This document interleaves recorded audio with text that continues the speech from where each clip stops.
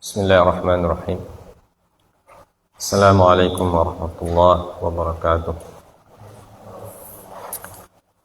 Alhamdulillahilladzi arsala rasulahu bil huda wa dinil haqq liyudhhirahu 'alad dini kullihi walau karihal musyrikun. Asyhadu an la ilaha illallah wahdahu la syarikalah. Wa asyhadu anna Muhammadan abduhu wa rasuluhu la nabiyya ba'dah. Allahumma salli wa sallim wa barik ala nabiyyina Muhammadin sallallahu alaihi wasallam wa ala alihi wa ashabihi wa man tabi'ahum bi ihsanin ila yaumiddin. Amma ba'd. Allahumma inna nas'aluka ilman nafi'a wa rizqan thayyiba wa 'amalan mutaqabbala. Segala puja dan puji serta syukur kita panjatkan kehadirat Allah Subhanahu wa taala atas karunia yang masih dilimpahkan kepada kita sekalian.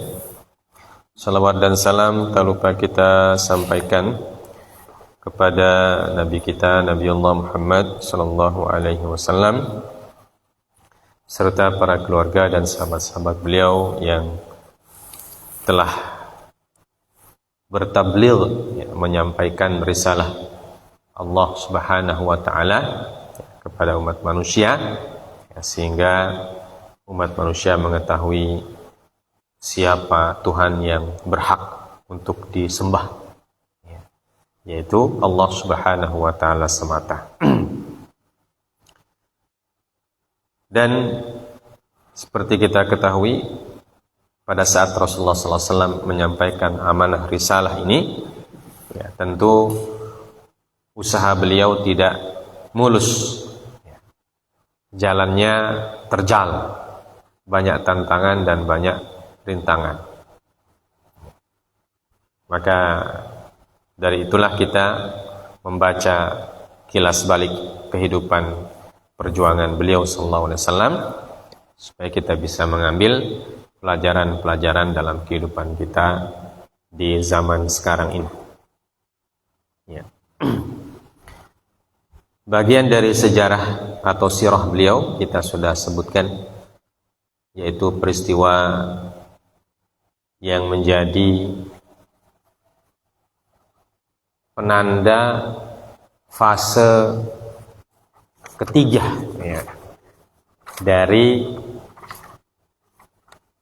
dakwah Nabi. Fase pertama adalah fase Mekah, kemudian fase hijrah ke Madinah, dan fase yang ketiga pasca perjanjian Hudaybiyah. Nah, kita sudah sebutkan isi perjanjiannya, dan kita sebutkan makna dari isi perjanjian tersebut. Yang disebutkan dalam kitab ini ada 4, ada 4 poin yang disebutkan dalam kitab ini. 2 poin kita sudah baca apa dampaknya terhadap kaum muslimin dan juga terhadap orang-orang musyrikin. Nah, kita lanjut poin yang kedua. Kemarin disebutkan itu langsung poin ke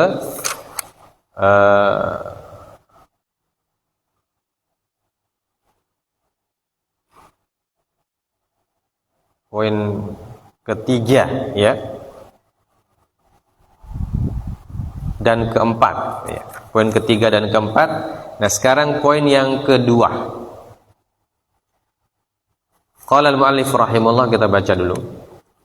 Amal bandus tsani, al bandus tsani, poin yang kedua. Poin kedua disebutkan wad'ul harbi baina at-tarafaini 10 sinin ya'manu fiha an-nasu wa yakuffu ba'dhum an ba'din. Jadi poin kedua dari perjanjian Hudaybiyah adalah disepakati untuk gencatan senjata antara kedua belah pihak, yaitu kaum musyrikin Quraisy dan pasukan Nabi sallallahu alaihi wasallam selama 10 tahun.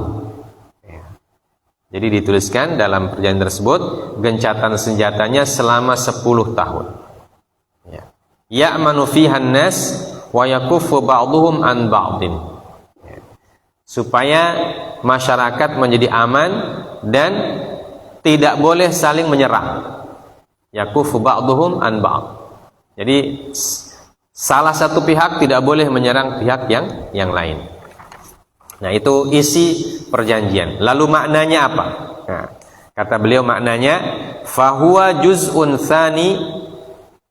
tsanin li hadzal fathil mubin. Ya. Jadi poin yang kedua adalah bagian kedua dari kemenangan yang gilang gemilang. Kemarin bagian pertamanya adalah 2 poin yang kita sudah sebutkan. Ya.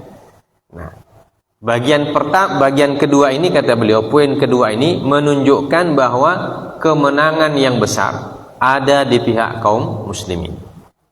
Dari mana dilihat? Ya. Fal muslimuna lam yakunu badiina bil hurub wa innama bada'atha Quraisy. Yaqulullahu ta'ala wa hum bada'ukum awwala marrah. Ammal muslimuna falam yakunil maqsudu min dawriyatihimul askariyati illa an tafiqa Quraisyun an ghatrasatiha wa saddiha an sabilillah wa ta'malu ma'ahum bil musawati kullu minat tarafaini ya'malu ala syakilatihi fal aqdu bi wad'il harbi 10 sinin haddun li hadhil ghatrasati was sadd wa dalilun ala fashli man bada al harba wa dha'fihi wan hiyarihi. Ya.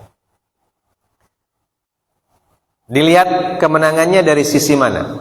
Pertama beliau mengatakan kaum muslimin bukanlah orang yang memulai perang.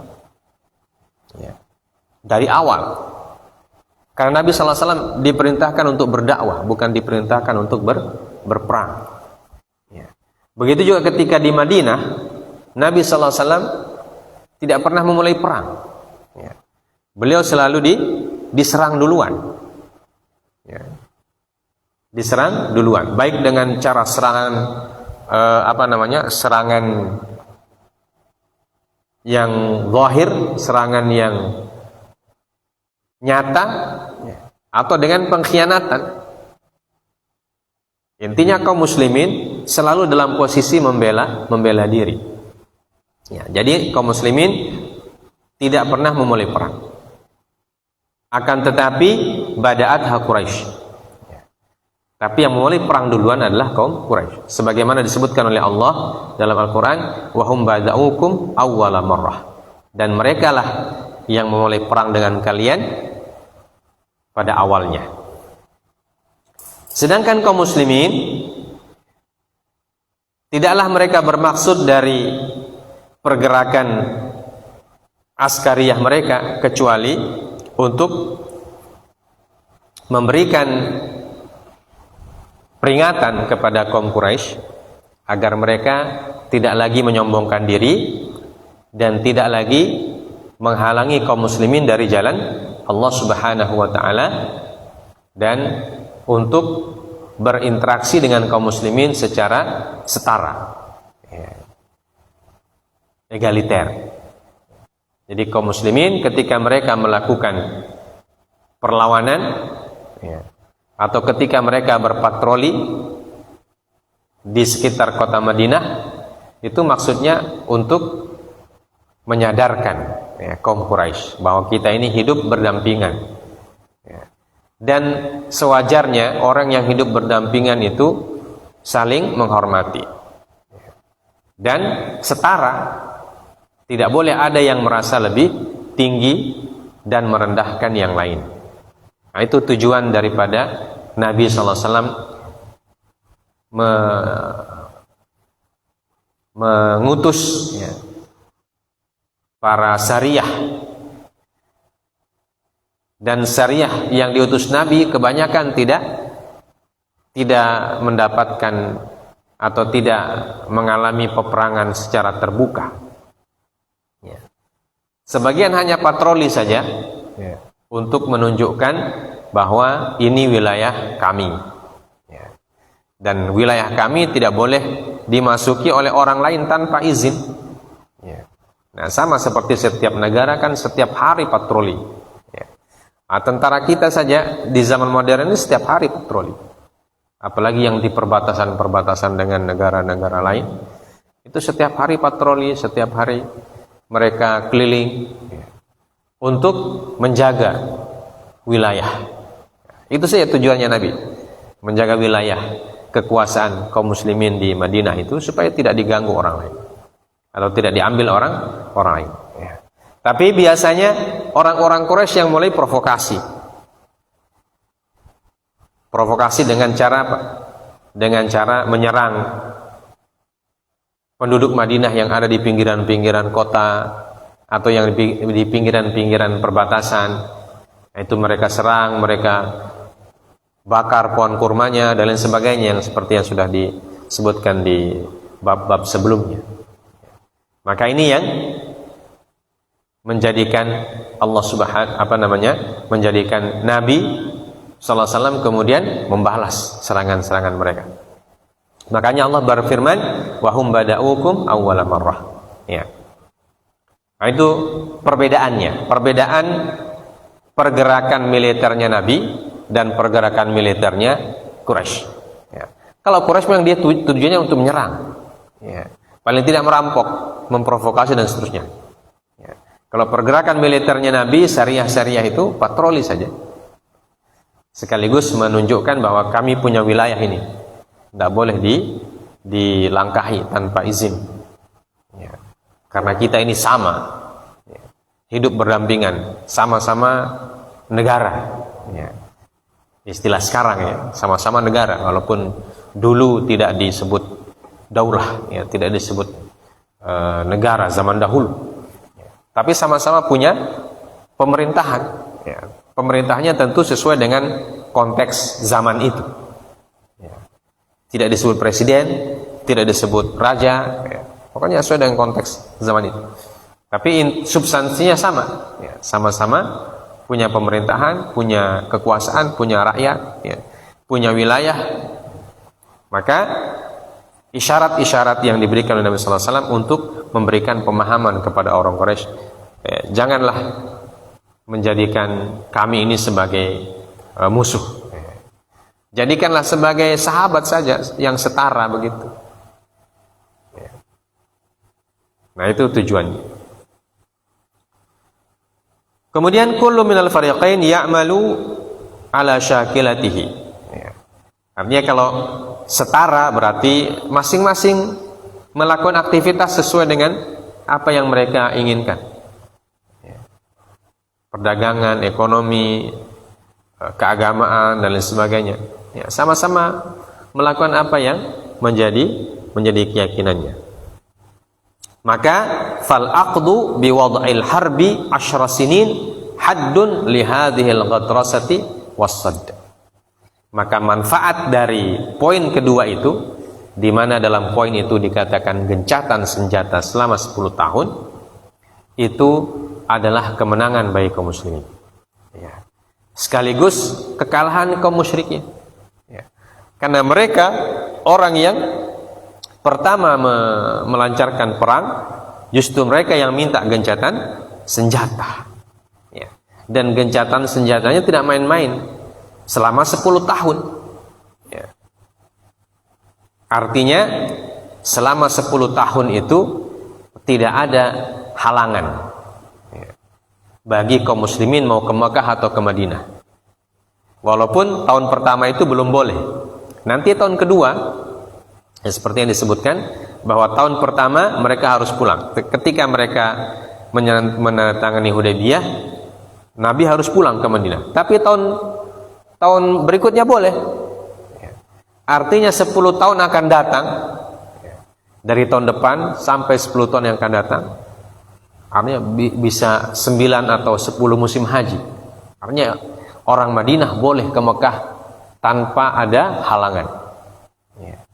Dan ini merupakan kemenangan yang besar. Makanya di dalam ayat dikatakan inna fatahna laka fathan mubina. Quran surah Al-Fath. Awalnya awal dari Al-Fath adalah Hudaybiyah, itu dari awalnya. Awal dari Futhu Mekah itu berawalnya dari Hudaybiyah. Karena setelah Hudaybiyah itu tahun selanjutnya kaum muslimin pergi ke Mekah, tidak ada yang halangi. Tidak boleh dihalangi karena sudah menjadi bagian dari perjanjian. Maka ini adalah poin yang memutus keangkuhannya kaum musyrikin, di mana sebelumnya mereka pokoknya main larang saja. Orang mau ke Mekah, orang mau beribadah, mereka larang, tidak ada yang bantah. Tapi setelah ditandatangani ini, otomatis keangkuhan mereka itu runtuh. Wa dalilun ala fashli man bada al harba wa dha'fihi wa inhiyari. Sekaligus sebagai dalil, sebagai fakta dan hujjah bahwa orang yang memulai perang itu sekarang sudah gagal, fashil. Mereka gagal. Sekian kali mereka mulai perang, gagal terus. Dan kegagalan yang paling besar justru Hudaybiyah. Kegagalan pada mereka dengan kegagalan yang besar. Dan sekaligus menunjukkan kelemahan mereka dan inhiyar. Inhiyar itu mulai runtuhnya kekuasaan orang-orang musyrikin Quraisy di Mekah. Mulai runtuh. Dan nanti runtuh sekali, habis setelah Fathu Makkah. Jadi mulai runtuhnya sejak perjanjian Hudaybiyah. Dan itulah yang disebutkan, dan itulah makna dari ayat Allah Azza wa Jalla. Di antaranya Allah mengatakan dalam Al-Quran, Quran surah Al-Imran, Astaghfirullah.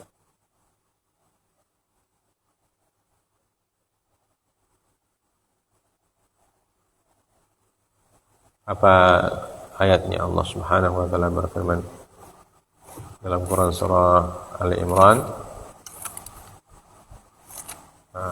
ayat itu. Astaghfirullah.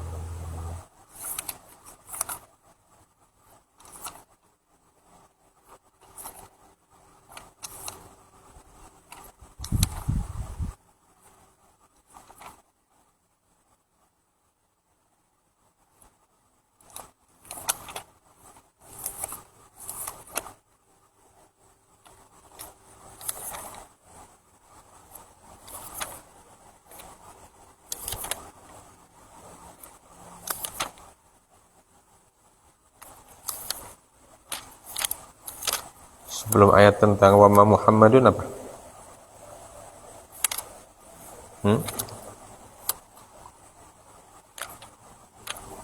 Wa ma Muhammadun illa rasul.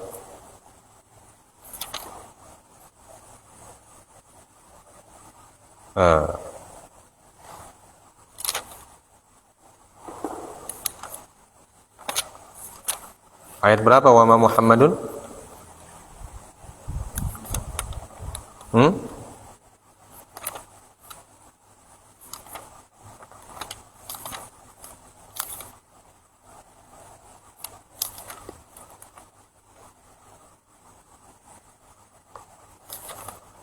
Ayat berapa? Wa ma Muhammadun illa rasul qad khalat min qablihi rusul.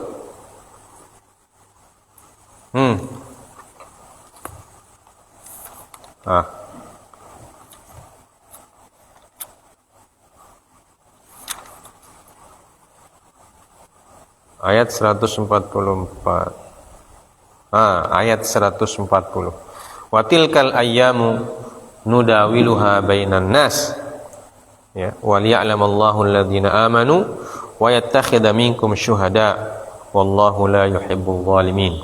Ya, wa tilkal ayyamu nudawiluha bainan nas. Dan itulah hari-hari yang kami pergantikan di antara manusia. Ya. hari-hari yang dipergantikan oleh Allah kepada manusia.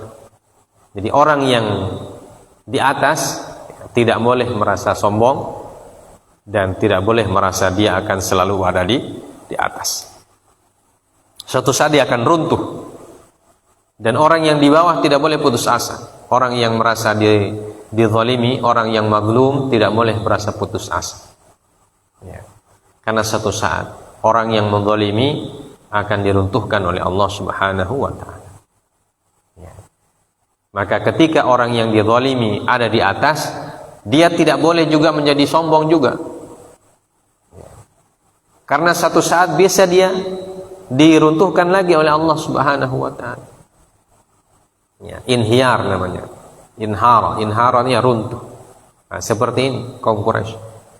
Ya, sejak awal Nabi sallallahu alaihi wasallam berdakwah, mereka selalu menzalimi Nabi dan kaum muslimin, melarang orang untuk beriman, ya, melarang orang untuk beribadah, ya, bahkan membunuh orang yang beribadah di depan rumah Allah Subhanahu wa taala. Menzalimi orang yang beribadah di depan rumah Allah, di depan Ka'bah itu. Mereka menghina Nabi, mereka memukul Abu Bakar As-Siddiq, mereka memukul Salman Al-Farisi, Abu Dzar Al-Ghifari, bukan Salman, Abu Dzar Al-Ghifari, di depan Ka'bah. Abdullah bin Mas'ud di depan Ka'bah dipukul sampai berdarah-darah. Padahal mereka mau beribadah di hadapan rumahnya Allah Subhanahu wa taala. Ya, sampai tahun ke-6 ini. Ya, jadi 13 tahun di Madinah, 13 tahun di Mekah, 6 tahun di Madinah. Jadi 19 tahun mereka menzalimi Nabi sallallahu alaihi wasallam. 19 tahun. Kalau di zaman modern 19 tahun itu berapa? 4 periode, ya. 4 periode kekuasaan mereka menzalimi Nabi dan kaum muslimin. Tapi begitu Hudaybiyah langsung menunjukkan bahwa mereka akan segera runtuh. Ya. Amal bandul awal fahuwa haddun li saddi Quraisy anil masjidil haram. Fahuwa aidan faslun li Quraisy wa laysa fihi ma yushfi Quraisyan siwa annaha najahat fi saddi lidzalikal am al-wahid faqat. Ya. Sedangkan poin yang pertama yang menyebutkan bahwa Nabi Muhammad dan kaum muslimin tidak boleh masuk kota Mekah tahun ini, ya. Disebutkan yarji'u min amihi, yarji'u Nabi sallallahu alaihi wasallam min amihi fala yadkhula Makkah wa idza kana al-'amul muqbil dakhalaha al-muslimun. Ya. Jadi kaum muslimin boleh masuk Mekah nanti tahun depan. Tahun sekarang tidak boleh. Dan Quraisy merasa bahwa itu kemenangan bagi mereka. Kenapa? Karena mereka berhasil mendeportasi, istilahnya sekarang, berhasil mendeportasi Nabi dan kaum muslimin, istilahnya sekarang. Berhasil kasarnya mengusir, ya. Tidak jadi kaum muslimin untuk berumrah itu. Ya. Jadi mereka usir dan mereka merasa menang. Kita berhasil mengusir mereka dan berhasil menghalangi mereka untuk tidak umrah. Ya. Akan tetapi sebenarnya ini adalah kegagalan juga. Ya. Kenapa? Karena mereka hanya berhasil menghalangi Nabi hanya 1 tahun itu saja. Kemudian selama nanti 10 tahun yang akan datang itu tidak boleh dihalangi. Ya. Jadi Nabi sallallahu alaihi wasallam adalah orang yang cerdas. Beliau lihat peluangnya. Ya. Beliau mengatakan kita kasih mereka ini yang pertama. Tapi nanti 10 tahun lagi kita akan masuk Mekah tanpa halangan. Ya. Jadi kalau di skor itu skornya 10-1. Ya. 10 tahun boleh karena perjanjiannya kan gencatan senjata 10 tahun. Ya. Atau 9 lah kalau dimasukkan Padahal itu kan akhir tahun ya. Ya. Hudaybiyah kan akhir tahun, bulan Dzulqa'dah. Yang 10 tahun yang akan datang, berarti 10 Dzulqa'dah atau 10 Dzulhijjah itu kaum muslimin bebas masuk Mekah. Ya. Hanya tahun itu saja tidak boleh. Jadi Quraisy merasa kita menang, kita berhasil mendeportasi mereka, mengusir mereka dan berhasil menghalangi mereka dari Baitul Haram atau dari kota Mekah. Ini merasa menang, mereka bangga dengan hasilnya. Tapi Nabi mengatakan justru kita yang menang. Ya. Bolehlah kita kasih mereka 1, tapi nanti 10 tahun, 10 tahun kita akan pergi ke Mekah dengan bebas tanpa penghalang, tidak boleh ditolimi, tidak boleh dihalangi. Ya. Jadi hadza faslun, ini adalah kegagalan juga bagi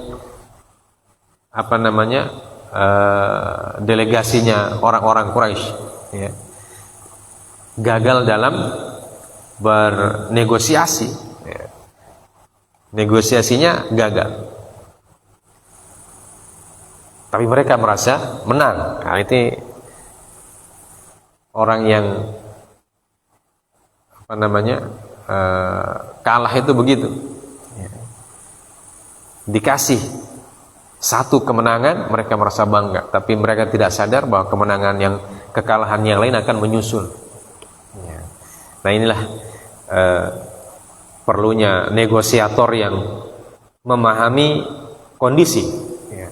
Dan negosiator yang punya strategi serta wawasan yang luas ke depan. Ya. Di pihak Nabi kan yang menjadi negosiatornya Nabi langsung, sallallahu alaihi wasallam. Dan Nabi punya pandangan jauh ke depan yang sangat luas. Siwa annaha najahat fi saddi lidzalikal 'am al-wahid faqat. Jadi keberhasilan mereka hanya menghalangi Nabi dan kaum muslimin dari masuk kota Mekah hanya 1 tahun itu saja. Tapi kemudian tahun akan datang boleh, karena disebutkan dalam poinnya itu fil 'am al-muqbil, tahun depan boleh tanpa halangan dan seterusnya. Jadi skornya 10-1. 1 kali Nabi bilang boleh kita pulang sekarang, tapi tunggu tahun depan, dan tunggu sampai 10 tahun yang akan datang, kita akan tetap datang. A'tat Quraisy hadhihi al-khilal al-thalath lil muslimin wa hasalat bi izzaiha khullatan wahidatan faqat. Jadi Quraisy dari 4 poin yang ada, ya, 4 poin yang ditandatangani oleh kaum muslimin dan Quraisy, itu ibaratnya kaum Quraisy menyerahkan kemenangan 3 poin kepada kaum muslimin dan hanya mendapatkan 1 poin saja. Ya, itu pun 1 poin yang didapatkan tidak sempurna. Ya. Poin yang didapatkan yang tidak sempurna ini adalah poin yang keempat, di mana dalam poin yang keempat dikatakan, ya, barang siapa yang datang kepada Muhammad dari Mekah dan tidak diizinkan oleh walinya, maka dia harus dipulangkan. Dan barang siapa yang datang ke Mekah dari Madinah, maka tidak perlu dipulangkan, atau tidak ada kewajiban orang Mekah untuk memulangkannya. Nah ini juga Quraisy salah membaca strategi Nabi. Sebagaimana dia salah membaca strategi yang tadi, yang mengatakan kita berhasil mengusir mereka tahun ini. Salah membaca strateginya Nabi sallallahu alaihi wasallam. Nah mereka juga salah membaca strategi Nabi di poin keempat. Ya. Sekaligus ini kemenangan bagi kaum muslimin. Walakin tilkal khullah tafihah jiddan. Ya. Tapi poin itu keuntungan yang sangat sepele sekali. Ya. Laisa fiha syai'un yadurru bil muslimin. Tidak ada sesuatu pun yang merugikan kaum muslimin dari poin itu. Ya. Apabila dibaca secara dalam. Ya. Makanya ini kecerdasannya Nabi sallallahu alaihi wasallam. Beliau tidak hanya memahami teks yang ada tertulis, tapi juga memahami yang tersirat dari isi perjanjian itu. Ya. Bagi orang yang membaca permukaannya, maka dia akan merasa rugi, ya. Karena orang Islam kalau pergi ke Mekah tidak boleh pulang, tapi kalau orang Mekah pergi ke Madinah harus disuruh pulang. Ya. Kalau kita membaca hanya permukaannya saja, maka kita merasa rugi kaum muslimin. Ya. Tapi Rasulullah SAW membaca apa yang tersirat di dalam perjanjian tersebut, sehingga beliau mengatakan tidak ada kerugian bagi kaum muslimin. Kenapa disebutkan tidak ada kerugian? Nah, di sini beliau jelaskan apa poin pentingnya. Beliau mengatakan, "Fama'lumun annal muslim madama musliman la yafirru 'anillahi wa rasulihi wa an madinatil Islam. Wa la yafirru illa idza irtadda 'anil Islam zahiran aw batinan. Fa idza irtadda fala hajata ilaihi lil muslimin. Wa infisaluhu min al-mujtama' al-islami khairun min baqaihi fihi." Wa hadha alladhi asyara ilaihi Rasulullah sallallahu alaihi wasallam biqali innahu man dhahaba minna ilaihim fa'ab'adahu Allah. Wa amma man aslama min ahli Makkah fahuwa wa in lam yabqa liluju'ihi ila al-madinati sabil lakinna ardullahi wasi'ah. Alam takunil habasyatu wasi'atan lil muslimin hinama lam yakun ya'rifu ahlul madinah lam yakun ya'rifu ahlal madinati 'anil islami syai'. Aw lam yakun ya'rifu ahlul madinati 'anil islami syai'an. Wa hadha alladhi asyara ilahi Nabi sallallahu alaihi wasallam biqali wa man ja'ana minhum sayaj'alullahu lahu farajan wa makhraja. Ya. Jadi sisi kemenangannya karena disebutkan sudah diketahui, ya, kalau orang Islamnya memang Islam yang betul, tidak mungkin mereka meninggalkan Madinah. Tidak mungkin mereka meninggalkan Nabi. Ya. Maka ketika ada poin orang dari Madinah yang datang ke Mekah ditahan oleh orang Quraisy, Nabi sudah memperhitungkan tidak akan mungkin orang Madinah pergi ke Mekah kalau tidak saya izinkan. Paham ini? Dan tidak akan mungkin orang Islam yang betul Islamnya akan meninggalkan Madinah tanpa restu dari Nabi sallallahu alaihi wasallam. Dan tidak mungkin mereka mau tinggalkan Nabi, karena bagi mereka Nabi lebih penting. Seperti yang terjadi pada perang Hunain nanti kita sebutkan, orang Madinah, ya, ketika Nabi sallallahu alaihi wasallam memberikan ghanimah kepada orang Mekah, ya, orang Madinah pertama agak sedikit kecewa, tapi ketika dijelaskan oleh Nabi sallallahu alaihi wasallam, ya, kalian pilih harta ghanimah atau pilih saya yang pulang ke rumah kalian. Ya. Kaum Ansar mengatakan, tentu kami pilih Nabi. Ya. Artinya tidak ada harganya harta dibandingkan hidup bersama Nabi. Hidup bersama Nabi itu jauh lebih mulia bagi orang kaum muslimin. Nah, begitu juga prediksinya Nabi sallallahu alaihi wasallam. Tidak akan mungkin ada orang Islam yang Islamnya betul meninggalkan Madinah hanya untuk pergi ke Mekah. Ya, walaupun di Mekah ada Baitullah. Ya, tapi bagi mereka apa yang dikatakan oleh Nabi sallallahu alaihi wasallam itu lebih penting. Hidup bersama Nabi lebih penting. Ya. Nah ini, kecuali illa idzar tadda 'anil Islam zahiran aw batinan. Ya. Kecuali kalau orang itu sudah murtad. Ya. Jadi kalau dia masih Islamnya masih betul, tidak mungkin dia tinggalkan Nabi. Kecuali kalau sudah murtad. Baik dia murtad secara zahir, terang-terangan, atau murtad secara batin. Artinya memang dia memihak orang musyrik. Ya. Walaupun secara zahir dia menampakkan Islam, tapi dalam hatinya dia sudah tidak yakin dengan Islam. Nah, dan orang-orang seperti ini, kata beliau, Fa idza irtadda fala hajata ilaihil muslimun. Maka kalau dia sudah tidak murtad, tidak dibutuhkan lagi dia di Madinah. Ya. Paham ya? Tidak dibutuhkan lagi dia di mana. Kalau dia keluar itu lebih bagus. Ya.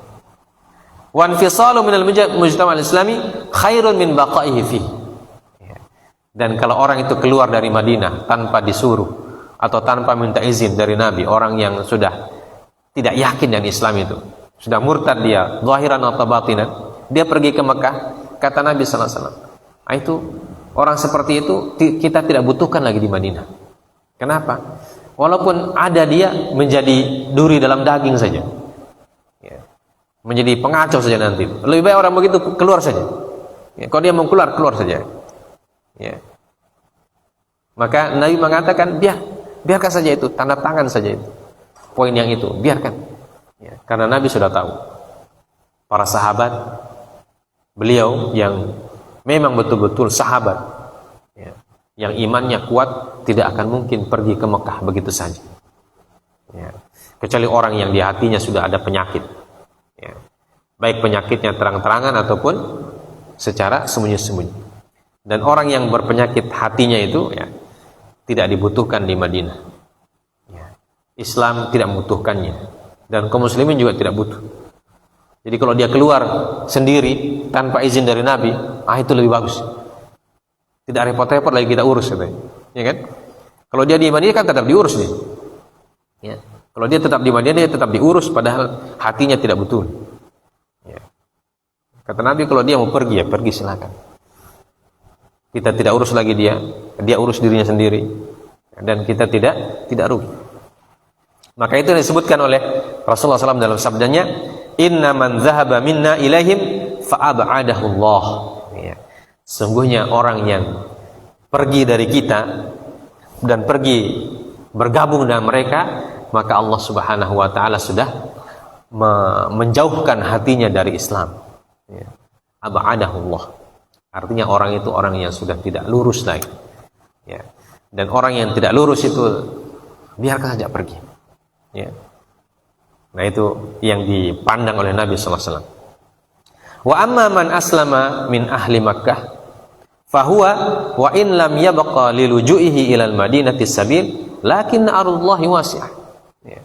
Sedangkan orang yang Islam di kota Mekah, ya, yang dizalimi di kota Mekah seperti siapa? Abu Jandal ibn Suhail itu dan teman-temannya, ya, itu secara lahiriah dari perjanjian itu mereka akan, kita kasihan akan lihat mereka. Tapi Nabi berpikiran bahwa mereka kalau kuat betul Islamnya, mereka akan usahakan untuk pergi. Ya. Kalau tidak ke Madinah, ya pergi ke Habasyah. Ya. Kan tidak ada larangan ke Habasyah dalam perjanjian itu kan. Yang dilarang kan datang ke Madinah. Sedangkan ardullah wasi'ah. Ya. Bumi Allah ini luas. Ya. Dan ada yang pergi ke Habasyah, dan di Habasyah mereka bisa tinggal dengan tenang. Atau pergi ke daerah lain di luar kota Mekah, bukan ke Madinah. Ya. Yang penting mereka pergi dari situ. Ya. Maka Nabi mengatakan kalau dia Islamnya betul di Mekah itu, maka mereka tidak akan mendapatkan kerugian juga dari poin itu. Karena mereka pasti akan berusaha sekuat tenaga, dan mereka sudah dijanjikan oleh Rasulullah SAW dalam seperti yang disebutkan oleh Rasulullah kepada Abu Jandal, bahwa tidak usah khawatir, kita akan mendapatkan kemenangan. Artinya hiburan yang diberikan oleh Nabi itu kan menunjukkan ada optimisme di situ, ya, yang membuat orang-orang Mekah yang seperti Abu Jandal mendengarkan tausiah dari Nabi itu, mereka optimis, ya, optimis dengan pertolongan Allah, insya Allah akan dekat. Ya. Dan itu membuat mereka lebih kuat, dan mereka tidak pergi ke Madinah. Ya. Kecuali beberapa orang yang nanti disebutkan setelah ini. Ya. Dan mereka didoakan oleh Nabi sallallahu alaihi wasallam. Beliau mengatakan, "Wa man ja'ana minhum sayaj'alullahu lahu farajan wa makhraja." Ya.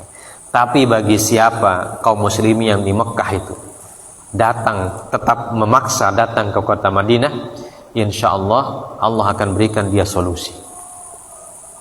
Ya. Artinya ketika dia berusaha datang ke Madinah, berarti itu karena imannya yang besar. Dan orang yang beriman dan bertakwa tentu sudah disebutkan oleh Allah dalam ayat, "Wa may yattaqillaha yaj'al lahu makhraja wa yarzuqhu min haitsu la yahtasib. Wa may yatawakkal 'ala Allah fa huwa hasbuh." Ya. Dan itu disebutkan oleh Rasulullah SAW. Jadi kalau ada orang Islam yang pergi ke Madinah setelah perjanjian Hudaybiyah itu, ya, itu berarti dia memang kuat keimanannya itu. Ya. Dan orang yang kuat keimanannya itu tidak usah khawatir. Ya. Karena Allah akan tolong sama dia. Itu kebalikan dari orang yang Madinah ke Mekah. Ya. Kata Nabi SAW, kalau ada orang yang pergi dari Madinah ke Mekah, berarti itu imannya sudah hilang. Ya. Tapi kalau orang yang Mekah ke Madinah pada saat seperti itu, berarti itu orang yang imannya kuat. Dan Allah akan memberikan kepada dia solusi dari masalahnya itu. Dan itu terjadi nanti di kisah selanjutnya. Ya, kisah tentang Abu Basir dan juga Abu Jandal bin Suhail, ya, dan beberapa orang yang bergabung dengan kelompok mereka. Ya. Nah ini jamaah sekalian dimuliakan oleh Allah Subhanahu wa taala. Wal akhdhu bimithli hadzal ihtifadh wa in kana mudhhirul i'tizaz li Quraisy lakinnahu fil haqiqah yumbi'u an shiddati inzi'aji Quraisy wa hala'ihim wa khawrihim wa an shiddati khawfim ala kiyanihim al-wathani. Ya. Dan Nabi sallallahu alaihi wasallam ketika mengambil atau ketika menyetujui, ya, poin-poin yang disepakati itu, walaupun poin-poin itu secara di atas kertas, secara permukaan kelihatannya memenangkan kaum Quraisy, tapi pada hakikatnya memberikan sebuah isyarat bahwa orang Quraisy Syiddatu inzi'aj itu artinya kegelisahan yang sangat-sangat besar, ya, wahala wa khawr, gelisah, gundah gulana, pokoknya takut, ya, takut. Kenapa? Takut eksistensi mereka akan hilang. Dan itu sudah menjadi tanda-tanda, ya, tanda-tanda hancurnya atau runtuhnya kekuasaan musyrikin Quraisy di Mekah. Wa kannahum kanu qad ahassu anna kiyanahumul yawm ala syafa jurfin har la budda lahu min al-akhdhi bimithli hadzal ihtifadh. Dan mereka seolah-olah sudah merasa bahwa eksistensi mereka ini sudah seperti ala syafa jurfin har, ya, istilah kita itu seperti di ujung tanduk, ya, posisi mereka, kekuasaan mereka sudah di ujung tanduk. Dan orang yang sudah berada di ujung tanduk, la budda lahu minal akhdhi bimithli hadzal ihtifadh, maka mereka pasti akan mencari apa saja yang membuat mereka selamat, ya, walaupun poin-poin itu hakikatnya adalah kekalahan bagi mereka, tapi kalau dibaca secara singkat kayaknya kita menang ini, ya. Dan orang yang di ujung tanduk itu berpikirnya sudah tidak jernih, ya. Dan pikirannya juga sudah pendek, ya. Tidak berpandangan jauh, tidak mampu dia berpandangan jauh. Kenapa? Karena posisinya sudah terdesak. Orang yang posisinya terdesak, ya, seperti kata pepatah, orang kalau sudah hanyut di bawah air banjir, maka dia akan mencari pegangan, walaupun pegangannya akar yang lapuk, ya kan? Kalau dia lihat ada akar di situ yang diharapkan bisa dia pakai untuk menyelamatkan dirinya, ya, dia akan pegang itu. Ternyata ketika dia pegang, lapuk akarnya, tidak menyelamatkan dia. Itulah gambarannya orang Quraisy ketika mereka setuju dengan hudnah ini. Kata beliau, pada hakikatnya ya mereka itu sudah mulai hancur, sudah mulai runtuh. Dan untuk menyelamatkan keruntuhan mereka itu, mereka akan memegang apapun yang mereka bisa pegang walaupun peluangnya sangat kecil. Apalagi kalau mereka melihat ternyata ini menguntungkan ini, padahal merugikan mereka. Ya, mereka tidak bisa lagi berpikir dengan baik, ya, berpikir jauh sudah tidak mampu lagi karena sudah terdesak sekali. Wa ma sami'a bihi Nabi sallallahu alaihi wasallam annahu la yastaridu man farra ila Quraisy muslimin falaysa hadha illa dalilan ala annahu ya'tamidu ala tathbiti kiyanihi wa quwwatihi kamal al-i'timad wa la yakhafu alaihi min mithli hadha syart. Ya. Sementara di pihak Nabi, ya, ketika beliau menandatangani poin-poin itu seperti yang kita sebutkan tadi, beliau sudah melihat, ya, walaupun secara permukaan ini merugikan kita, tapi beliau merasa yakin, ya, merasa yakin tidak akan merugikan ini. Kenapa? Seperti yang disebutkan barusan, karena kalau dia orang Islam betul-betul Islamnya, tidak mungkin dia pergi dari Madinah, ya, tidak mungkin pergi dari Madinah tanpa restu dari Nabi. Artinya Nabi merasa optimis bahwa kaum muslimin tidak akan mengkhianati saya. Kalau mereka mengkhianati saya berarti itu sudah keluar dari Islam. Ya, artinya Nabi SAW dalam keadaan yang percaya diri penuh, yakin bahwa kaum muslimin akan mendapatkan kemenangan. Ya. Nah, itu bedanya. Ya. Nabi SAW dalam posisi yakin akan optimis dengan kemenangan, sementara orang Quraisy sudah mulai runtuh dia punya optimisme itu. Ya, kecongkakan mereka sudah mulai runtuh. Orang yang congkak, kalau sudah runtuh congkaknya, dia tidak bisa berbuat apa-apa. Ya, tapi dia akan tetap merasa besar. Itulah negatifnya orang yang congkak, orang yang sombong itu. Walaupun dia sudah terdesak, dia akan tetap sombong. Na'udzubillahi min dzalik. Sama seperti iblis. Ya. Sudah diusir dia dari surga, dia tetap sombong. Ya kan? Dia tetap masih bisa menantang Allah Subhanahu wa taala. Ya. Apa katanya? La aghyannahum ajma'in illa ibadaka minhumul mukhlasin. Ya. Qala rabbi anzirni ila yaumi yub'atsun. Padahal dia sudah diusir dari surga, sudah kalah dia. Tapi dia masih bisa menyombongkan diri dan mengatakan, ya Allah, ya, beri saya waktu, saya akan ganggu mereka semua. Nah, itu sifatnya iblis. Karena itulah kesombongan itu tidak dibolehkan dalam Islam. Karena kesombongan itu ketika runtuh dia, itu membuat pelakunya itu sangat-sangat menderita. Dan dia tidak merasa kalau dia sedang runtuh, ya. Dia tidak merasa atau tidak mau peduli, ya. Atau karena saking sombongnya dia merasa malu untuk mengakui. Nah, itulah yang terjadi kepada Quraisy, ya. Padahal mereka sudah runtuh ala syafa jurfin har, ya, berada di ujung tanduk, ya. Sudah tidak ada yang bisa menyelamatkan mereka, ya, kecuali akar-akar yang rapuh. Dan mereka tetap memegang akar tersebut dan akhirnya mereka hanyut, ya, terbawa arus dan tidak bisa diselamatkan lagi.